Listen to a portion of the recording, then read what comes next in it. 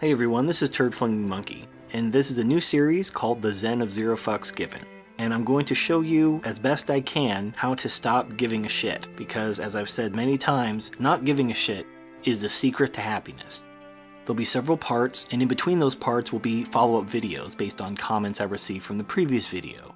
And the idea behind that is we're kind of on this journey together, so that as the series progresses, I'm answering questions, clearing up confusion, that sort of thing. So that by the end of the series, everybody's cool, everyone understands, we're all on the same page, and the subject can be closed. So let's begin with the quintessential question, the meaning of life. Now, why am I starting here? Why am I starting talking about the meaning of life? Well, the reason is it's extremely foundational. Depending on where you fall about what is the meaning of life, it's going to lead you down vastly different roads in regards to whether you give a shit and how you structure your life going forward. So in order to put you on the path to not giving a shit, we need to start at the beginning, which is this foundational question, what is the meaning of life?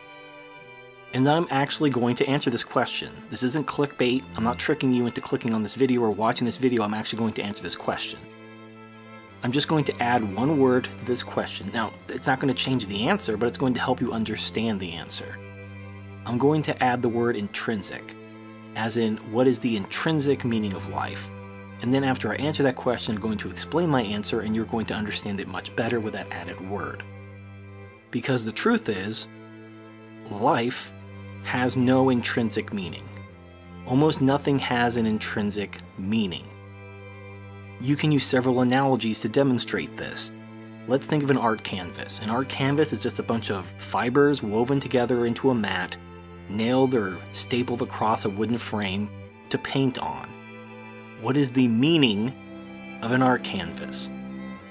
It has no intrinsic meaning. It's a medium. It's a means. The art has to be put onto the canvas to have meaning. The canvas itself has no meaning. Life has no meaning. It has no intrinsic meaning.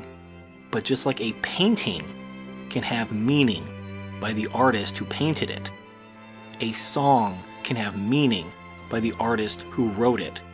Your life can have meaning based on what you do with it, based on how you use it, based on the meaning you give it. This is where I part ways with nihilists, because I consider myself an existentialist but not a nihilist. The difference being, nihilism is very defeatist.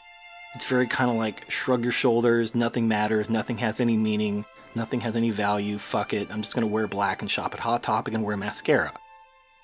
Whereas the way I look at it is, while life has no intrinsic meaning, you can give it meaning, just like an artist can take a canvas, which has no intrinsic meaning, and give it meaning. When you look at a painting, you can see the meaning that the artist intended for that painting. I mean, maybe not with modern art, but with a lot of classical art, you can feel the meaning that the artist intended. When you listen to music, you can feel the meaning that the singer and the musicians intended for that song.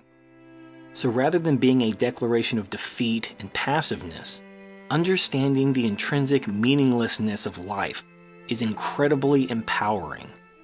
Because it means that you are in control. You can give your life the meaning that you choose. Now obviously there's this endless variety of choices you could make. And it's kind of like if you got thrown into a game or some sort of situation where you could do anything. The hardest part would be getting started. What do? You have all these tools to do anything, but what do you do? Some people just want that simple direction, and this is where people get manipulated.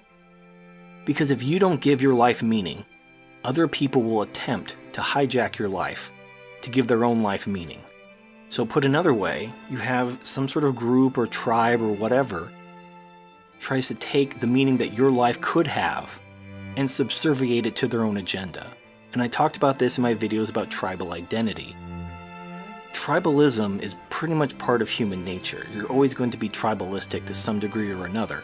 But when you define yourself through a tribe, when you identify solely with that tribe, and that tribe becomes an extension of yourself, then you lose your identity. You can no longer chart your own course. You can no longer create meaning for your own life. Your meaning as an individual is tied in with that group. And that's bad, because that restricts you. If that group isn't serving your interest, what do? Do you detach yourself from the group, your identity? It's going to be very painful. Very few people are going to do that, even when the group isn't benefiting them. So the important thing is to understand the meaning of life for yourself, the intrinsic meaninglessness of life, and the fact that the ball's in your court to give your life meaning. And to not let your life be taken over by some group who wants you to be a part of it and is offering to give your life meaning, some sort of easy template. Just follow this template and your life will have meaning according to this, whether it's religion or society or some secular dogma. There are no end to groups who want to give your life meaning that serves their interests. Now, it's okay to cooperate as long as there's some sort of mutual benefit. But when there's no mutual benefit, when they're just asking for sacrifice, when they're asking you to subserviate your wishes and your dreams and your goals to them, and they're offering nothing in exchange other than a sense of identity and belonging to a group, then you need to give them 2 middle fingers and tell them to go fuck themselves. But because we are social creatures, because we long to be part of a group, it's very easy to subserviate our meaning, our personal meaning, to that of a group.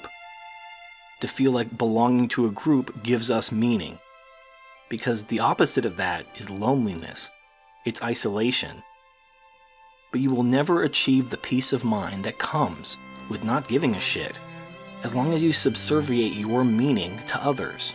You have to be the master of your own life. Now, that doesn't mean you're self-employed or independently wealthy. You can have a job. You can go to work. You can cooperate. You can have relationships with people, with groups, with societies, with whatever. As long as you are calling the shots regarding your identity and your meaning. This is when people lose themselves. When they hand over power over their identity and their meaning to others. You can't do that. You must hold on to your own meaning and identity. Now that means you may not be accepted in some groups that demand conformity. So fucking what? You may not be popular. So fucking what? But what separates a MGTOW from a traditionalist? The traditionalist has subserviated their identity and their meaning to others, their family, their society, their political party, whatever. They no longer care about themselves. They derive their meaning, their purpose, their identity through their wife, their kids, their political party, their country. They subserviate their meaning to others. That is what a traditionalist is in a nutshell. They've given up any hope of some sort of mutually beneficial exchange. They just want their life to be meaningful in the eyes of their family or country or whatever. It's really pathetic. And MGTOW reject that. Their right to do so. But then the question becomes, well, now what?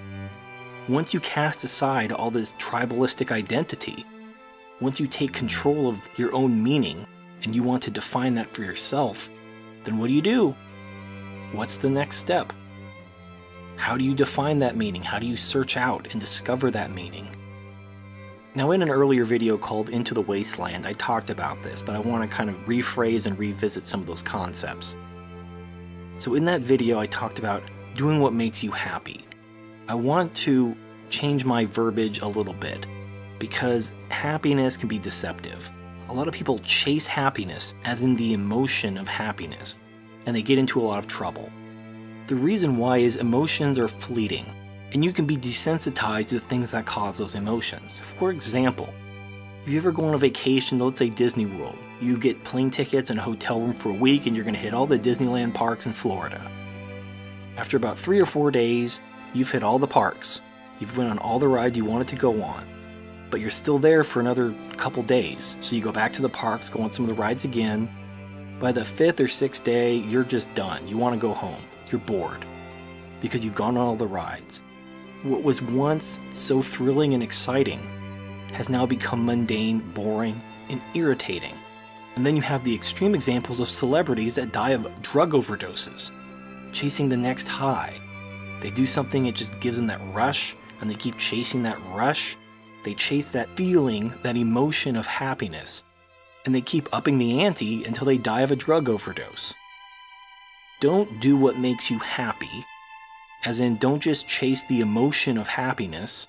Do what gives your life meaning. as you define it. Think about it. Sit down and think what you want the meaning of your life to be. It doesn't have to be a permanent answer. You could change your mind later. But it's meaning that creates true happiness. You're not going to find meaning in drugs or an amusement park, but you can find meaning in other things.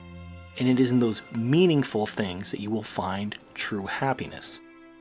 So that concludes part 1 of the Zen of Zero Fucks Given. Please post your questions in the comments section because I will review them, and I may do a follow-up video where I address some questions before moving on to the next subject.